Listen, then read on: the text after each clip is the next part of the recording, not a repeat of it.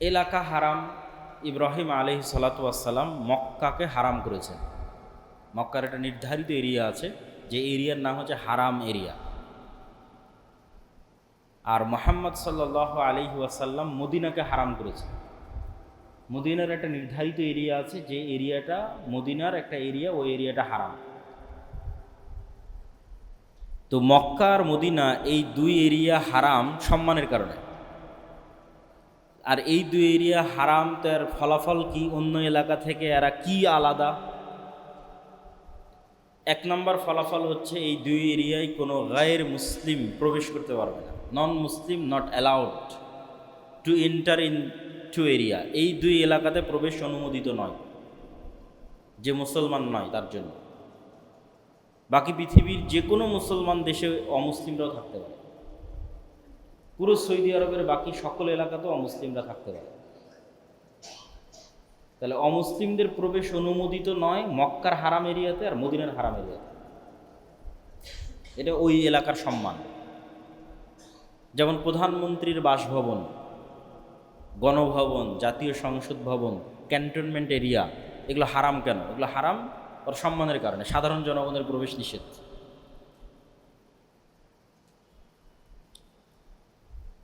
এই এলাকায় আর কি হারাম?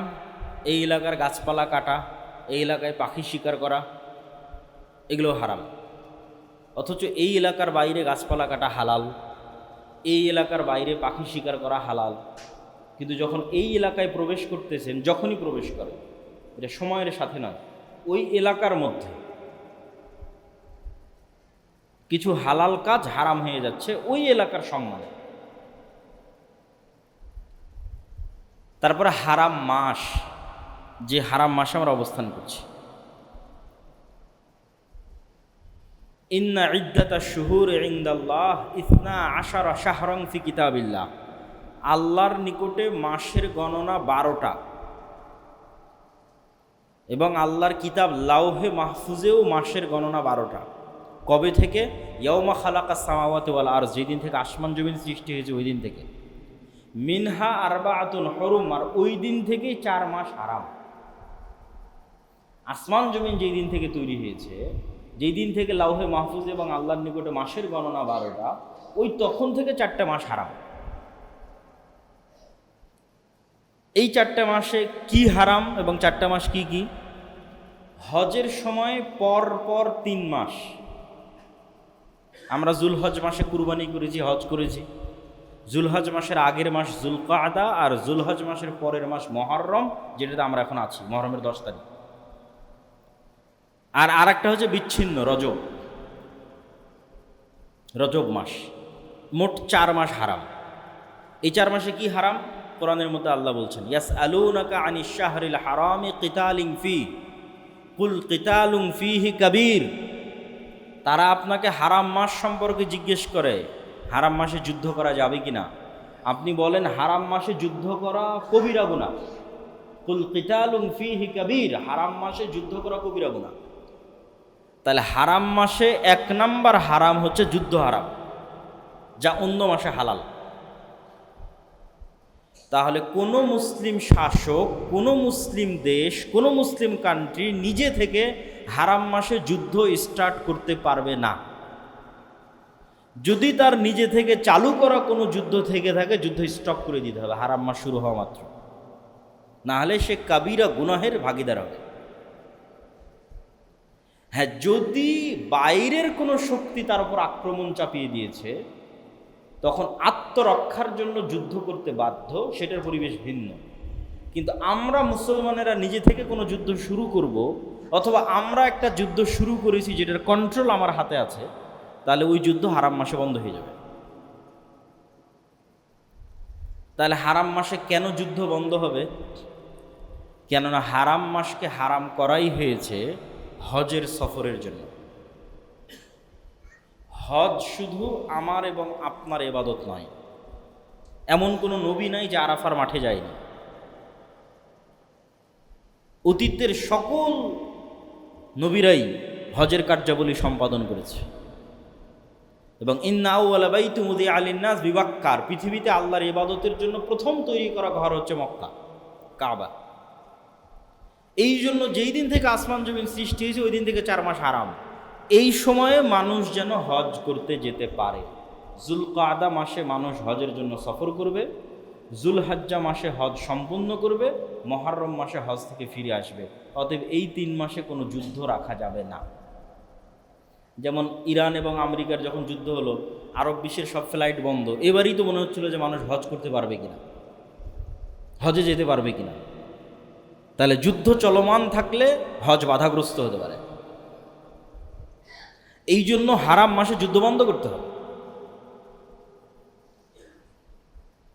হারাম মাসের দ্বিতীয় যেটা বড় হারাম, যে ফালা তাজলিমু ফি হিন্না আনফুসাকুম, হারাম এরিয়ারও সম্মান এটা, হারাম মাসেরও সম্মান এটা। এখন যেটা বলতেছি, বাইরের যে কোনো গুনাহ হারাম এরিয়াতে সম্পাদন করলে ডবল গুনাহ হয়ে যাবে।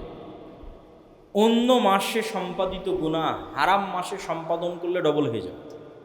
একটা গুনাহের গুনাহ আর একটা হারাম মাসকে অসম্মান করার গুনাহ, হারাম এরিয়াকে অসম্মান করার গুনাহ। এবার 3 নাম্বার হারাম, ইহরামের হারাম। ইহরাম, যখন আমরা ইহরাম পরি তখন আসলে আমরা নিজেদের জন্য অনেক কিছুকে হারাম করে নিই। এই জন্য ওই কাপড়ের নাম ইহরামের কাপড়, ওই নিয়তের নাম হচ্ছে ইহরাম বাঁধা। ইহরাম হারাম থেকে এসেছে। অনেক হালাল কাজ যা আসলে হালাল, এমনি হালাল, বিয়ে শাদী করা হালাল, স্ত্রীর সাথে সাংসারিক জীবনে যাওয়া হালাল, কিন্তু ইহরামের নিয়ত করার পর হারাম। নখ কাটা হালাল, চুল কাটা হালাল, কিন্তু ইহরামের নিয়ত করার পর হারাম। ইহরামের নিয়ত করার পর বিয়ের প্রস্তাব দেওয়া হারাম। তাহলে ইহরামের যখন থেকে নিয়ত করছি তখন থেকে ইহরাম না ভাঙ্গা পর্যন্ত এই ইহরামের সম্মানে অসংখ্য হালাল কাজ হারাম হয়ে গেছে। তাহলে এটা একটা হারাম, সম্মানে হারাম। তাহলে 1 নাম্বার হারাম এলাকার সম্মানে হারাম এলাকা হারাম, 2 নাম্বার হারাম মাসের সম্মানে হারাম মাস হারাম, ইহরামের সম্মানে ইহরাম হারাম। এবার 4 নাম্বার হচ্ছে মানুষ হারাম। মানুষের 3টে জিনিস হারাম করা হয়েছে মানুষের সম্মানে। মানুষের জীবন নফস আর এক মানুষের উপর হারাম, মানুষের টাকা পয়সা ধন দৌলত আর এক মানুষের উপর হারাম, মানুষের সম্মান আর এক মানুষের উপর হারাম। আমাদের প্রথম পয়েন্ট কি ছিল, যে আমরা মনে করি যে যেটা হারাম ওটা খারাপ, এই জন্য হারাম। মদ খাওয়া হারাম, কেন মদ খাওয়া খারাপ? কারণ আর এক মানুষের টাকা পয়সা কি খারাপ? টাকা পয়সা তো ভালো, কিন্তু আর এক মানুষের টাকা পয়সা হারাম কেন? ওই মানুষের সম্মানে। তাহলে 3টে জিনিস এক মানুষের উপর আর এক মানুষের জন্য হারাম, মানুষের সম্মানে হারাম। 1, ওকে আঘাত করতে পারবে না, হত্যা করতে পারবে না। আল মুসলিমু মান সালিম আল মুসলিমুনা মিন লিসানিহি ওয়া ইয়াদিহি, মুসলমান তখনই নিজেকে মুসলমান দাবি করতে পারবে যখন ওর হাত থেকে আর এক মুসলমান নিজেকে নিরাপদ মনে করে, আর ওর মুখ থেকে আর এক মুসলমান ওকে নিজেকে নিরাপদ মনে করে। যদি ওর হাত এবং ওর মুখ থেকে আর এক মুসলমান নিরাপদ না হয় তাহলে নিজেকে মুসলমান দাবি করতে পারবে না। তাহলে এক মানুষের উপর আর এক মানুষ 1 নাম্বার হারাম, ওর জীবন, ওর নফস, ওকে কেউ আঘাত করতে পারবে না, মারতে পারবে না, এটা হারাম। সম্মান, মানুষের সম্মানে হারাম। এবং এই সম্মানটা কোন লেভেলের সেটাও বলতেছে। 2 নাম্বার হচ্ছে ওর ধন সম্পদ হারাম, ওর ধন সম্পদ আপনি জোরপূর্বক নিতে পারবেন না। 3 নাম্বার হচ্ছে ওর সম্মান হারাম, ওই যে মুখ থেকে ওকে গালিগালাজ করতে পারবেন না, গীবত অপবাদ দিতে পারবেন না। আর এই 3 নাম্বার যে সম্মান মানুষকে দেওয়া হয়েছে, যে মানুষের সম্মান আর এক মানুষের জন্য হারাম, এই সম্মান আন্তর্জাতিক কোনো মানবাধিকার আইনেও নাই। বরং আন্তর্জাতিক মানবাধিকার আইনগুলোতে মানুষের সম্মান লঙ্ঘন করা অধিকার হিসেবে বিবেচিত হয়। মানুষের সম্মান লঙ্ঘন করা অধিকার হিসেবে বিবেচিত হয়। কি অধিকার? বাক স্বাধীনতা। যে আমি আর একজনকে গালি দিতে পারবো, এটা আমার বাক স্বাধীনতা। আমি আর একজনের নিন্দা অপবাদ করতে পারবো, এটা আমার বাক স্বাধীনতা। মানে বাক স্বাধীনতার দোহাই দিয়ে মুহাম্মদ সাল্লাল্লাহু আলাইহি ওয়াসাল্লামের নিন্দা অপবাদ হবে। কি জন্য? এটা নাকি মানুষের স্বাধীনতা। ইসলামী পৃথিবীতে একমাত্র দিন যা মানুষের সম্মানকে হারাম করে দিয়েছে, মানুষের সম্মান। যে পৃথিবীর কোনো মানুষের তুমি না গীবত, না নিন্দা, না গালি, না অপবাদ কিছু দিতে পারবে না, হারাম। মানুষের সম্মানে হারাম। পারলে গোপন করো, পারলে ঢেকে রাখো, সম্মান ঢেকে রাখো। ওর সম্মান রক্ষা করো। যদি ওর অপরাধ গোপন করে এবং ওর সম্মান রক্ষা করো, আল্লাহ তোমার সম্মান রক্ষা করবে কিয়ামতের মাঠে। আচ্ছা, মানুষের যে হারামটা, এটা লেভেলটা কোথায়, কত বড় মানুষের সম্মান। রাসূল সাল্লাল্লাহু আলাইহি ওয়াসাল্লাম বলছেন, লাহাদামুল কাবা আহওয়ানু ইনদাল্লাহ।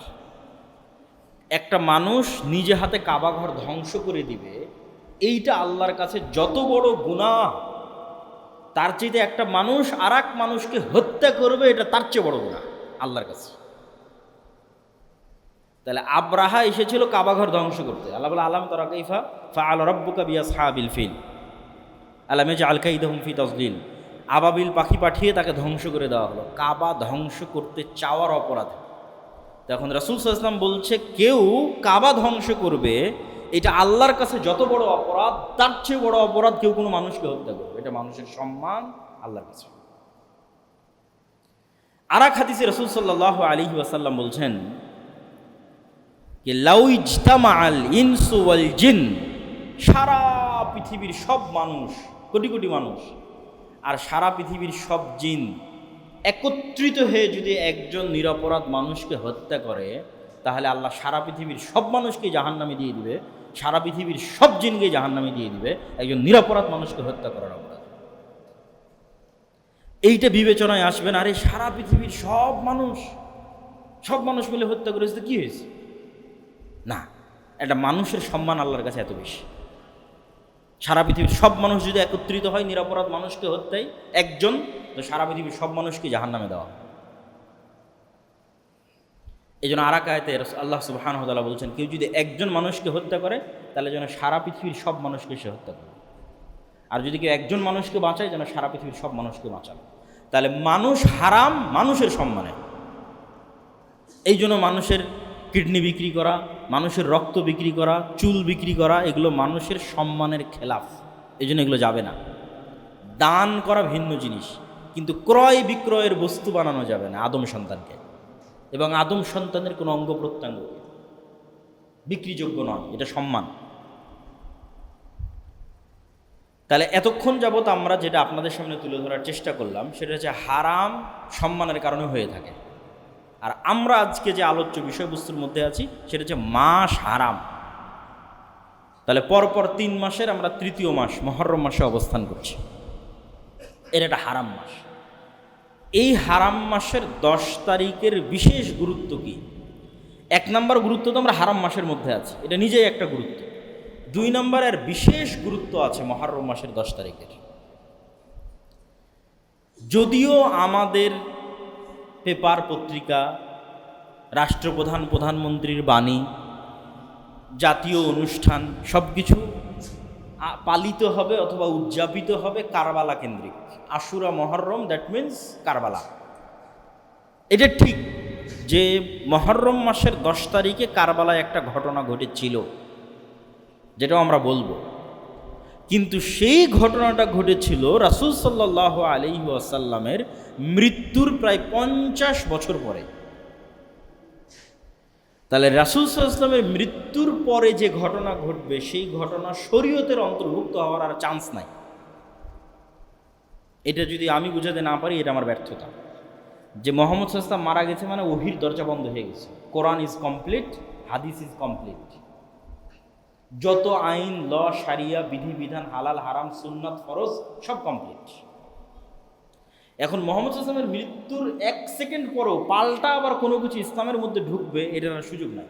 কিন্তু ঢুকতে হলে তো মুহাম্মদ সাল্লাল্লাহু আলাইহি ওয়াসাল্লামের মুখ দিয়ে ঢুকতে হবে। হয় কোরআনের আয়াত, নাই হাদিস, উনি তো নাই। তাহলে যে ঘটনাটা ওনার মৃত্যুর 50 বছর পরে ঘটতেছে, সেটার তো আর কোনো চান্সই নাই যে এটা ইনক্লুডেড হবে ইসলামী শরিয়ার মধ্যে। ইসলামী শরিয়ার ফরজ, নফল, সুন্নাতের মধ্যে ইনক্লুডেড হবে, সংযুক্ত হবে, এটার কোনো চান্স নাই। কেন? ঘটনা ঘটতেছে 50 বছর পর। ঘটনা যতই হৃদয় বিদারক হোক, ঘটনা যতই কষ্টদায়ক হোক, কিন্তু ওই ঘটনার ইসলামী শরিয়ার অন্তর্ভুক্ত হওয়ার, সুন্নাত, নফল, ফরজ হওয়ার আর কোনো চান্স নেই। তাহলে এতটুকু নিশ্চিত যে আশুরা মুহররম নিয়ে যদি কোনো হাদিস থেকে থাকে, অবশ্যই সেটা কারবালা নিয়ে হবে না। আশুরা মুহররম নিয়ে যদি কোনো কোরআনের আয়াত থেকে থাকে, অবশ্যই সেটা কারবালা নিয়ে হবে না। কেন? এটা ঘটতেছে কোরআন অবতীর্ণ হওয়া শেষ হওয়ার পরে, হাদিস অবতীর্ণ শেষ হওয়ার পরে কতদিন? 50 বছর পর। তাহলে আশুরা মহরম মাসের 10 তারিখের কোনো কিছু যদি শরীয়তের অন্তর্ভুক্ত হয়ে থাকে মুহাম্মদ সাল্লাল্লাহু আলাইহি ওয়াসাল্লামের মুখ দিয়ে অথবা কোরআনের আয়াত দিয়ে, তাহলে কারবালা বাদে অন্য কিছু, এতটুকু নিশ্চিত। সেটা কি? সেটা হচ্ছে রাসূল সাল্লাল্লাহু আলাইহি ওয়াসাল্লাম যখন মক্কা থেকে মদিনায় হিজরত করলেন, মক্কায় বসবাস করত মুশরিকেরা। আহলে কিতাবের সংখ্যা মক্কায় তেমন একটা ছিল না। আহলে কিতাব মানে যারা আল্লাহর কিতাব পেয়েছে, নবী পেয়েছে। তো মক্কার মানুষ ইসমাইল আলাইহিস সালামের পর থেকে মুহাম্মদ সাল্লাল্লাহু আলাইহি ওয়াসাল্লাম পর্যন্ত কোনো নবী পায়নি, কোনো কিতাবও পায়নি। ইসমাইলের বংশে মুহাম্মদ সাল্লাল্লাহু আলাইহি ওয়াসাল্লাম ছাড়া কেউ নবীর দাবিই করে না। তাহলে ইসমাইলের পরে প্রায় 3000 বছর কোনো নবী নাই, কোনো কিতাব নেই। কিন্তু ইব্রাহিম এবং ইসমাইলের স্মৃতি আছে, তাদের রেখে যাওয়া কিছু নিয়ম কানুন আদর্শ অবিকৃত অবস্থায় আছে। তো মুহাম্মদ সাল্লাল্লাহু আলাইহি ওয়াসাল্লাম যখন মক্কা থেকে হিজরত করে মদিনায় গেলেন, মদিনায় আহলে কিতাবরা ছিল, খ্রিস্টানরা ছিল, ইহুদিরা ছিল। তো ইহুদিরা একটা দিনে সিয়াম পালন করে, এখনও করে, ইয়ম কিপ্পুর নামে। ইহুদিরা ওই দিনে রোজা রাখে। তো রাসূল সাল্লাল্লাহু আলাইহি ওয়াসাল্লাম বললেন, এটা কিসের সিয়াম তোমরা এই দিনে রোজা রাখতেছো? তো বলে, এই দিন সেই দিন যেই দিন আল্লাহ সুবহানাহু তাআলা মূসা আলাইহিস সালামকে মুক্তি দিয়েছিলেন ফিরআউনের কবল থেকে।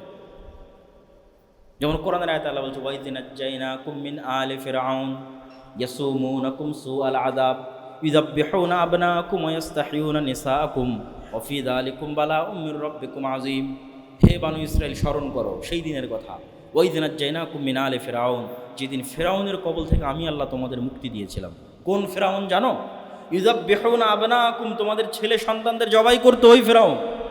ওয়া ইস্তাহইয়ুনা নিসাআকুম, আর তোমাদের মেয়েদের বাঁচিয়ে রাখতো ওই ফিরআউন। ছেলেদের কেন হত্যা করতো, মেয়েদের কেন বাঁচিয়ে রাখতো? ছেলেদের হত্যা করতো এই আশঙ্কায় যে বানু ইসরাইলের মধ্যেই ওই ছেলের জন্ম হবে যার হাতে ফিরআউনের পতন হবে, এই আশঙ্কায় ছেলেদের হত্যা করতো। মেয়েদের বাঁচিয়ে রাখতো কেন? একটা কওমের কে যে গোলাম বানানো হয়েছে এর সবচেয়ে বড় আলামত তখন ফুটে ওঠে যখন ওই কওমের মেয়েরা গোলাম, দাসী।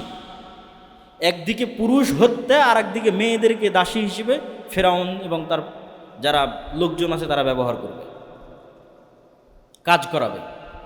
এর চেয়ে বড় অপমান আর কি হতে পারে? তো এইরকম ভয়াবহ ফিরআউনের কবল থেকে আমি তোমাদের মুক্তি দিয়েছি। ওয়াইদ ফারাকনা বিকুমুল বাহরা, যখন আমরা সমুদ্রকে চিরে দিয়েছিলাম। ওয়াগরাকনা আলা ফিরআউন, আর ওই সমুদ্রে ফিরআউন এবং তার সেনাবাহিনীকে ডুবিয়ে দিয়েছিলাম। তো পৃথিবীর ইতিহাসে যতগুলো বড় ঘটনা হতে পারে, বড় ঘটনা, তার মধ্যে একটা বিশাল বড় ঘটনা হচ্ছে সমুদ্র চিরে রাস্তা তৈরি হয়ে একদল মানুষ মুক্তি পাচ্ছে, আর ওই রাস্তার মধ্যে আর এক পৃথিবীর সবচেয়ে প্রতাপশালী শাসকদের একজন ডুবে মরতেছে এট এ টাইম, একই সময়ে। যে পৃথিবীর ইতিহাসের বড় ঘটনাগুলোর একটা বড় ঘটনা। তো রাসূল সাল্লাল্লাহু আলাইহি ওয়াসাল্লাম বললেন, যদি এই দিন সেই দিন হয়ে থাকে তাহলে আনা আহাক্কু বিমূসা মিনকুম, তাহলে মূসার খুশিতে খুশি হওয়ার হকদার আমি বেশি তোমাদের চাইতে। অতএব এই দিনে আমিও সিয়াম পালন করি। তাহলে মুহররমের 10 তারিখ তথা আজকে আমরা যেই দিনে অবস্থান করছি, আজ শুক্রবার মুহররম মাসের 10 তারিখে আমরা অবস্থান করছি, এই 10 তারিখ শরীয়তের মধ্যে ইনক্লুডেড যেই বিধান নিয়ে, কানেক্টেড যেই বিধান নিয়ে, সেই বিধানটার নাম হচ্ছে আজকের দিনে আল্লাহ মূসা আলাইহিস সালামকে নাজাত দিয়েছিলেন, ফিরআউনকে ডুবিয়েছিলেন। সেটার শুকরিয়া স্বরূপ মূসা আলাইহিস সালাম প্রতি বছর এই দিনে সিয়াম পালন করতেন, এই দিনে সিয়াম পালন করতেন। তারই শুকরিয়া স্বরূপ মুহাম্মদ সাল্লাল্লাহু আলাইহি সাল্লাম এই দিনে সিয়াম শুরু করেছেন।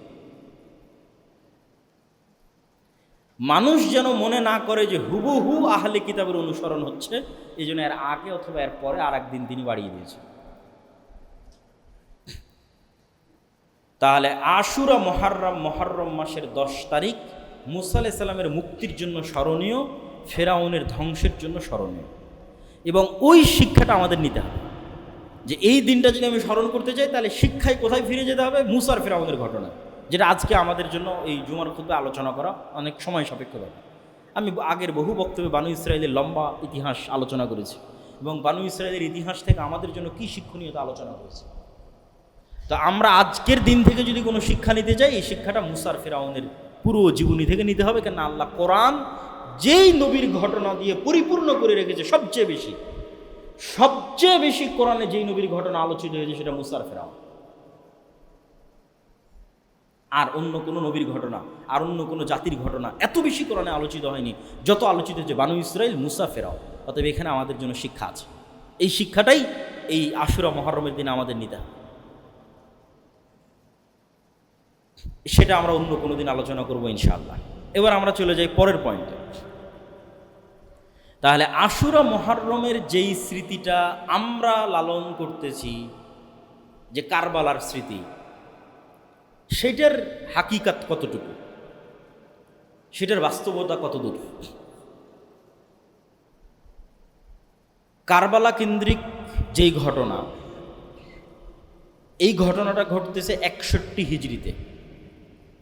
রাসূল সাল্লাল্লাহু আলাইহি ওয়াসাল্লামের মৃত্যুর পরে উনি কোনো খলিফা নির্ধারণ করে যাননি যে আমার পরে উমুকে খলিফা হবে, কোনো নাম নির্ধারণ করেন। 3 দিন লেগেছে সাহাবীদের ফায়সালা করতে পরবর্তী খলিফা আবু বকর রাদিয়াল্লাহু তাআলা। আল্লাহর নবী যদি বলেই যেতেন অমুক খলিফা, তাহলে খেলাফতের যে সিস্টেম, এই সিস্টেমটা তৈরি হতো না। খেলাফতের সিস্টেমে এক শাসক তার পরের শাসককে নির্ধারণ করে যাবে, এই ধারণার বাইরে বের হয়ে যোগ্য ব্যক্তিকে নির্ধারণ করতে হবে। এটাই হলো খেলাফতের নিয়ম। বাদশাহ তার পরবর্তী কোনো আত্মীয় স্বজনকে দায়িত্ব দিয়ে যাবে, এটা নয়। তা আমি যদি হাত ধরে সাঁতার শিখাই তাহলে তো হবে না, ছেড়ে দিলেই সে সাঁতার শিখবে। তো উম্মতে মুহাম্মাদি খেলাফত শিখবে, মুহাম্মদ সাল্লাল্লাহু আলাইহি ওয়াসাল্লাম কাউকে খলিফা না করে গেলেই শিখবে যে খেলাফত কিভাবে নির্ধারিত হতো, খলিফা কেমনে নির্ধারণ হয়। আবু বকর রাদিয়াল্লাহু তাআলার পর ওমর, ওমর রাদিয়াল্লাহু পর ওসমান, ওসমান আলী।